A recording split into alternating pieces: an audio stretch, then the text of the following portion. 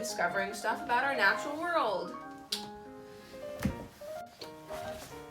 Hey! Today I'm in my totally real and professional lab coat because we're talking science. More specifically, biology. More specifically, DNA. More specifically, Rosalind Franklin. Rosalind Franklin was a chemist and pioneering molecular biologist who has been criminally underappreciated for her role in uncovering the DNA structure. DNA standing for deoxyribonucleic acid.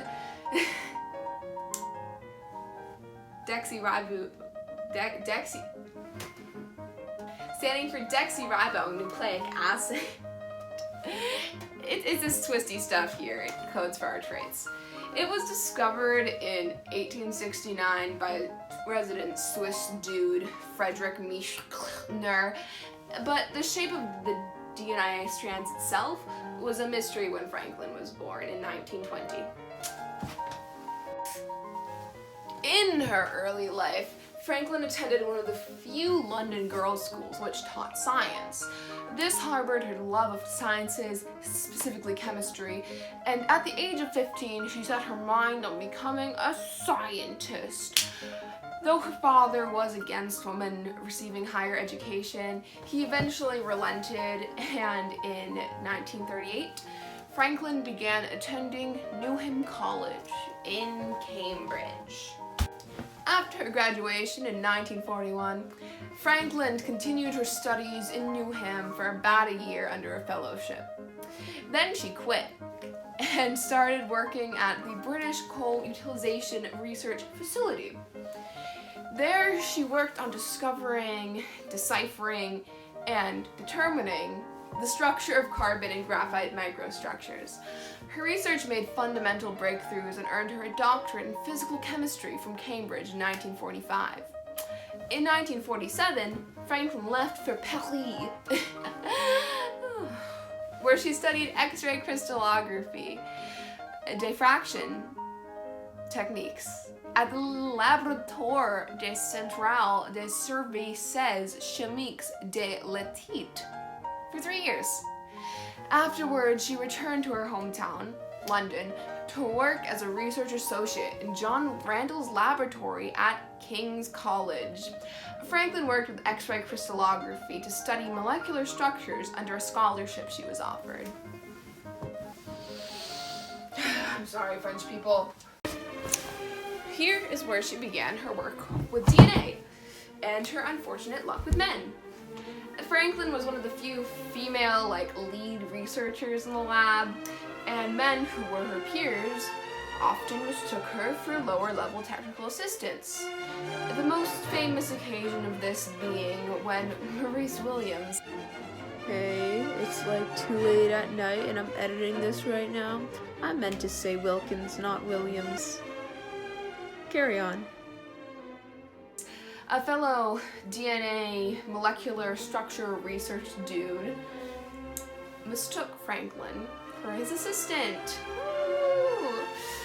Franklin and Wilkins would work in close quarters for a number of years after that, but their unfortunate first meeting squashed any form of positive, mutually beneficial relations between them. Wilkins would even go on to take credit for and receive praise for Franklin's discoveries. Despite the adversity she faced, Franklin persisted in her study of DNA structure with X-ray crystallography, and with the assistance of her student, Raymond Gosling, she was able to capture 2 high-resolution images of crystallized DNA fibers.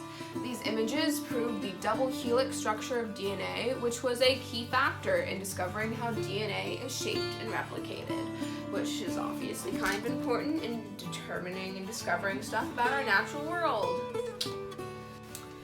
During her time at King's College, Franklin came extremely close to deciphering the DNA structure mystery. However, her ongoing feud with Wilkins slowed her progress.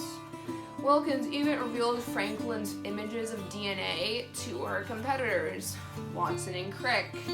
Largely due to Wilkins' interference, Watson and Crick published their findings before Franklin and overshadowed her impressive feats.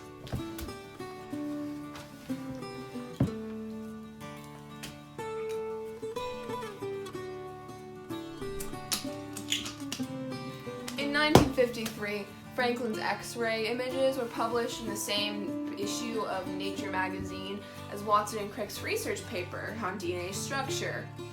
Though Franklin's images were captured first and were more conclusive evidence on the double helix structure of DNA, they were largely overshadowed and received much less attention than the work of her male adversaries. After publishing her DNA work, Franklin left Cambridge for Birkbeck Lab to use her X-ray crystallography works to capture the structure of tobacco mosaic virus. This was a cause that she was devoted to until her death from ovarian cancer in 1958. After her death, a Nobel Prize was awarded for deciphering the structure of DNA. It was given to James Watson, Francis Crick, and Maurice Williams.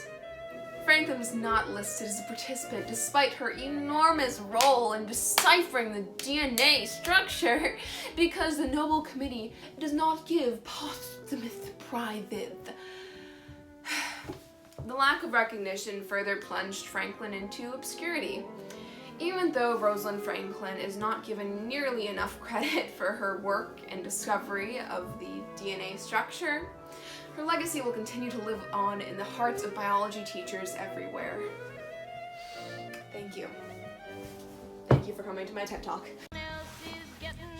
Freaking losers. Oops, I spelled my T. That's dumb. Cut that. We're gonna cut that one out. Future me. Yeah. We're doing outtakes, and this is gonna be in the outtakes. You got me. You got me. Okay. After her graduation in 1941, Franklin continued her studies at Newham for about a year. In 1953, Franklin's X-ray data was published in the same issue of Nature. Crick. Nah, no, we're gonna cut. We're gonna cut out.